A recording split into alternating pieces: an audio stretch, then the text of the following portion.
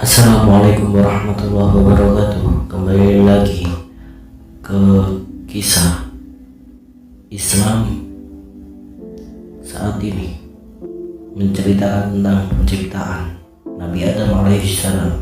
Menurut Islam, penciptaan Nabi Adam alaihissalam adalah kisah penciptaan manusia yang pertama.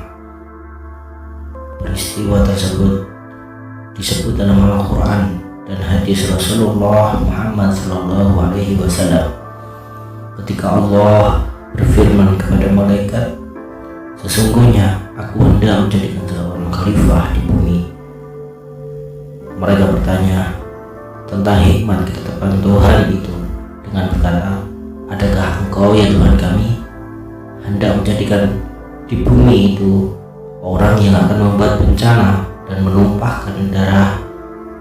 Padahal kami senantiasa bertasbih dengan memujimu dan mensucikanmu." Tuhan berfirman, "Sesungguhnya aku mengetahui akan apa yang kamu tidak ketahui." Surat Al-Baqarah ayat 30.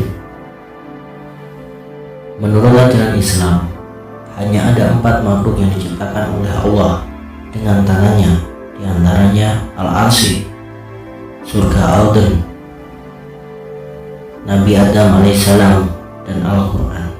Selebihnya adalah hanya dengan firman kun, maka jadilah.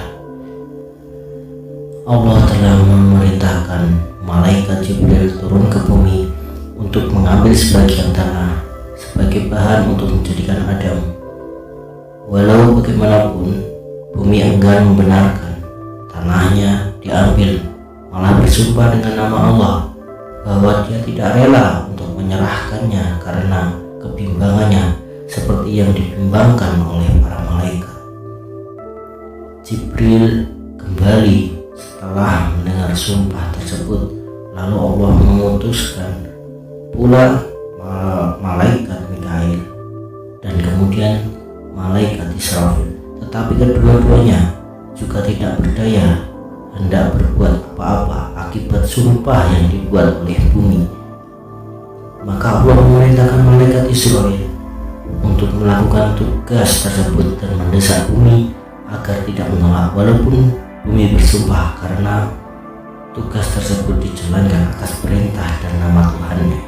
Maka Israfil turun ke bumi dan mengatakan yang kedatangannya adalah atas perintah Allah dan memberi amanat kepada bumi untuk tidak membantah dan memungkinkan bumi mendurhakai Allah. Menurut Ibnu Abbas, tanah bumi dan surga digunakan untuk dijadikan bahan mencipta Adam. Tanah tersebut adalah tanah Baitul Maqdis Palestina, kepala sebagai tempat kemuliaan untuk diletakkan otak dan akal. Tanah Bukit Tursina Mesir, telinga sebagai tempat mendengar dan menerima nasihat. Tanah Hira, dahi sebagai tempat sujud kepada Allah. Tanah Aden atau Yaman, muka sebagai tempat berhias dan kecantikan. Tanah Telaga Al-Kautsar, mata sebagai tempat menarik perhatian. Tanah Al-Kautsar, gigi sebagai tempat memanis-manis. Tanah Ka'bah Mekah, tangan kanan sebagai tempat mencari nafkah dan bekerja. Tanah Paris atau Prancis, tangan kiri sebagai anggota untuk melakukan istinja. Tanah Khurasan Iran, perut sebagai tempat berlapar. Tanah Babilonia Irak, kelamin sebagai organ seks dan tempat bernafsu serta godaan setan. Tanah Tursina Mesir, tulang sebagai peneguh manusia. Tanah India, kaki sebagai anggota berdiri dan berjalan. Tanah Firdaus surga, hati sebagai tempat keyakinan, keimanan dan kemauan. Tanah Taif Arab Saudi, lidah sebagai tempat untuk mengucap syahadat, syukur dan doa. Tubuh Adam mempunyai 9 rongga atau liang, 7 liang di kepala dan 2 di bawah badan, yaitu 2 mata, 2 telinga, dan 1 uretra. 5 penyakit tidak dilengkapi dengan anggota tertentu seperti mata untuk penglihatan, telinga untuk pendengaran, hidung untuk pengesahan bauan, lidah untuk perasa seperti asam, asin, manis, dan pahit, dan kulit untuk sentuhan bagi panas, dingin, tekanan, dan sakit. Ketika Allah menjadikan tubuh Adam, tanah dicampur dengan air tawar, asin, dan anyir beserta api dan angin. Kemudian Allah resapkan nur ke dalam tubuh Adam dengan berbagai sifat. Lalu tubuh Adam digenggam dengan genggaman Jabarut dan diletakkan di alam malakut. Tanah itu dicampur lagi dengan istilah wangian dan ramuan dari nur sifat Allah dan dirasmi dengan bahrul uluhiyah. Kemudian tubuh tersebut dibenamkan dalam kudrat izzah, yaitu sifat jalan dan jamal. Lalu disempurnakan tubuh tersebut. Waktu kejadian manusia tidak disebut berapa lama, walaupun melalui apacara perhitungan sekalipun seperti dalam Al-Quran. Bukankah telah berlalu kepada manusia satu ketika dari masa yang beredar, sedang dia masih dalam wujud lagi dan tidak menjadi sesuatu benda yang disebut-sebut. Surat Al-Insan ayat 1.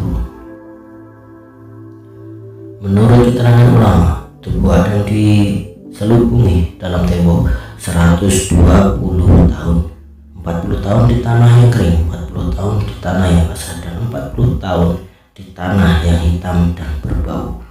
Dari situ Allah ubah tubuh Adam dengan rupa kemuliaan dan tertutuplah dari rupa hakikatnya. Karena proses kejadian itu melalui peringkat yang kotor, tidak heran malaikat dan iblis memandang rendah akan kejadian manusia yang diciptakan dari tanah. Roh diperintahkan Allah untuk memasuki jasad Adam, tetapi seperti makhluk yang lain, roh juga enggan, malas, dan segan karena jasad yang seperti batu. Dikatakan roh berlegar-legar mengelilingi jasad Adam sambil disaksikan para malaikat. Kemudian Allah memerintahkan malaikat Israel memaksa roh memasuki tubuh tersebut, masuk ke dalam tubuh Adam. Ia memasukkannya ke dalam tubuh dan roh secara perlahan masuk hingga ke kepalanya, yang mengambil masa 200 tahun lamanya. Setelah meresapi ke kepala Adam, maka berfungsilah otak dan tersusunlah urat saraf dengan sempurna. Lalu terjadilah mata dan terus terbuka melihat tubuhnya yang masih keras dan malaikat di sekelilingnya. Telinga mulai berfungsi dan didengarkannya kalimat tasbih para malaikat. Apabila roh tiba ke hidung, lalu ia bersin dan mulutnya juga terbuka. Allah mengajarkan kalimat Alhamdulillah yang merupakan kalimat pertama yang diucapkan Adam, dan Allah sendiri yang membalasnya. Kemudian roh tiba ke dadanya, lalu Adam berkeinginan untuk bangun, padahal tubuhnya yang bawah masih keras membatu. Ketika itu ditunjukkan sifat manusia yang terburu-buru. Ketika roh sampai di perut, maka organ dalam dan perut tersusun sempurna, dan saat itu Adam mulai merasakan lapar. Akhirnya roh merasa ke seluruh tubuh Adam, tangan dan kaki, dan berfungsilah dengan sempurna segala darah, daging, tulang, urat saraf, dan kulit. Menurut riwayat, kulit Adam amat baik ketika itu berbanding kulit manusia saat ini, dan warnanya masih dapat dilihat di kuku sebagai peringatan kepada keturunan manusia. Wallahu a'lam.